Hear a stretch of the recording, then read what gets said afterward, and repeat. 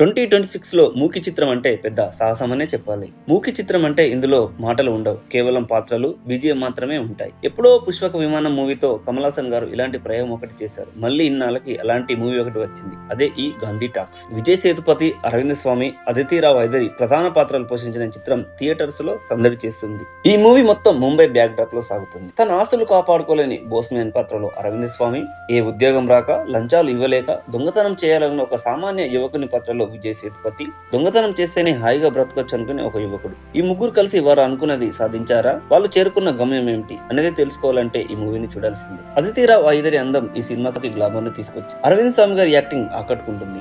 అలాగే విజయ్ సేతుపతి కూడా పర్వాలేదు అనిపించాడు. మూవీ మొత్తంలో దొంగ పాత్ర హైలైట్ గా ఉంటుంది. దొంగ మరియు విజయ్ సేతుపతి పాత్రకు వచ్చే 10 సన్నివేశాలు ఆకట్టుకుంటాయి. ఏఆర్ రెహమాన్ గారి మ్యూజిక్ చాలా బాగుంది.